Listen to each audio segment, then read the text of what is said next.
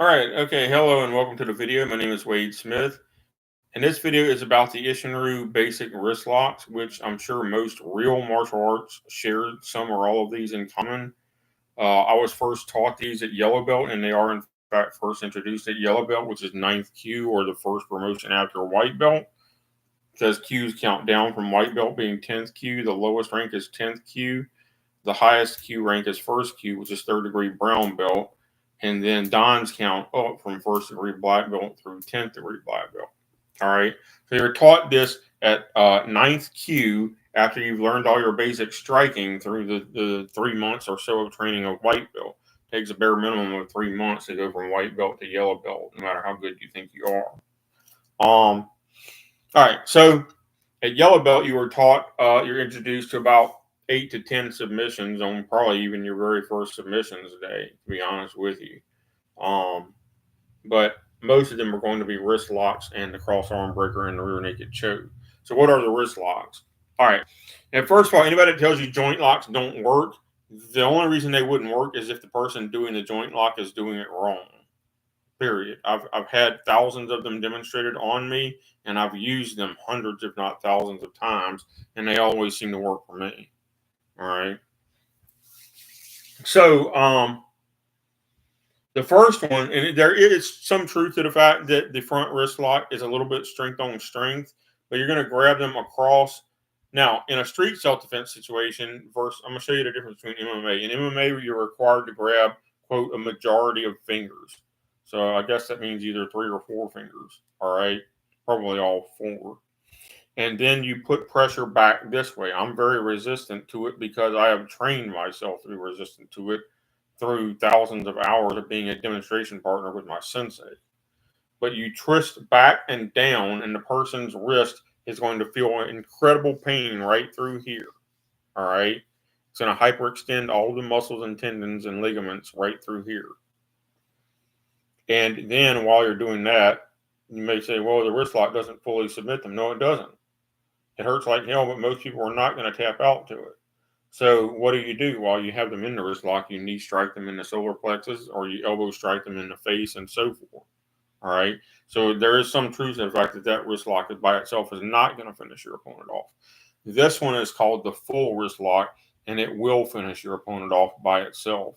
You simply catch their elbow here with one hand, and you push down on their wrist here with the other hand, and you crank down and inward at the same time, and it's going to put insane amounts of pressure on everything on both sides of their arm, and even in the backs of their fingers, in the backs of their palm of their hand. In other words, the back hand right here. All of that is going, and really doing it on myself, I'm feeling the most pain, strangely, on the inside where it compresses the muscles, strangely. Hurts even worse than the side that's extending the muscles. All right. And this one will tap you out. All you have to do is press down and crank, and your whole body is going to go with it. Crank. And that's just going to be tap, tap, tap. All right. You're going to feel it. When I just did it to myself, I felt it right through there, and it will buckle your knees. There is no resisting it. You say, why doesn't the person resist it? Because it is physically, humanly impossible to resist it. Once it's on you, you are absolutely screwed. All right. The next one is a similar degree of pain. It's called the reverse wrist lock. Let me show you the street legal front wrist lock. If it's a street fight, you want to grab 2 or 3 fingers because it makes it easier to break your opponent's fingers or wrists. All right, when you do the front wrist lock. All right. And the reverse wrist lock is going to work similar to this. You're gonna you want your thumb inside the small space of between the opponent's fingers and thumb. Let me see if I can figure out exactly how it works on myself. All right, it's something like that. It's actually your forefinger is going to go in there, and your thumb goes to the back side. My bad. Your thumb goes to the back side, and your forefinger is going to go across like that, and you're going to twist. All right.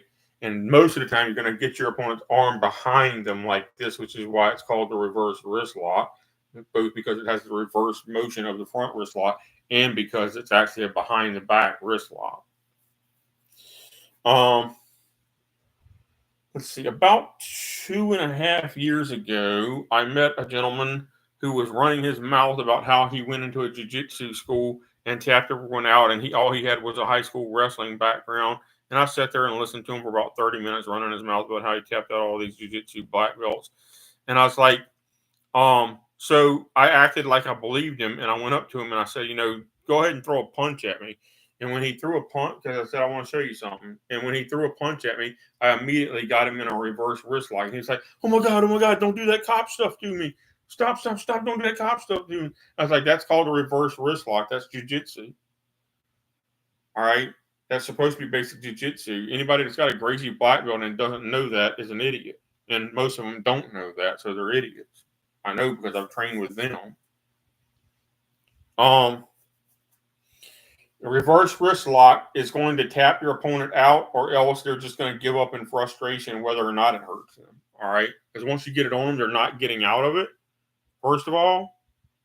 Because I can put pressure right here on their elbow while I pull up on the lock and crank inward on the lock.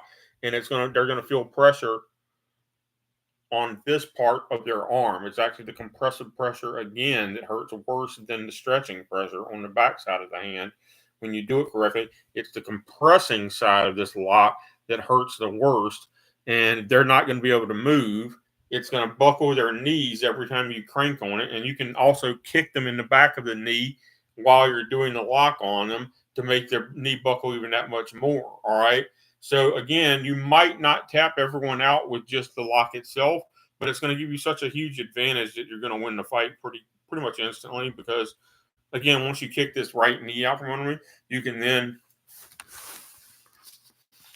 Let me see if I can get this in the video.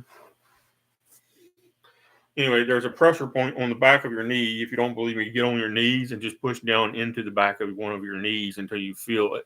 There's a pressure point on the back of your knee that you can stand on the other person, and they will tap out from sheer agony that's going to cause once you get them grounded like that. It's not legal in UFC because it's illegal to stand on your opponent in UFC.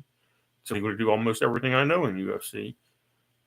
Yes, there are entire styles that are banned in UFC. It's called isshinryu karate.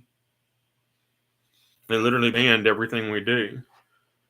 And I'm not joking. It's not even a secret style. It's a well-known worldwide style, but almost everything we do is banned in MMA. All right.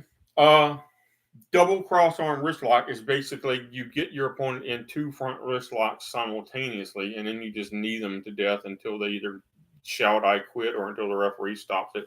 You don't answer strikes. You may wonder, well, how do you get somebody into a double cross-arm wrist lock? They would have to be pretty incompetent for that to happen. Probably true, but it can start with a reverse wrist lock, and you've got the person in a reverse wrist lock, and then you've got their arm pinned to your center of gravity, and you're back fisting them in the face over and over again, and then they bring their hand up like this to try to block your back fist. They bring their free hand up instinctively to try to block your hammer fist and back fist. Then you just grab that hand and apply another wrist lock with your free hand, so they basically just gave you their weapon. And then you twist them over into the double cross-arm front wrist lock, and you knee strike them and kick them over and over until the ref stops the fight.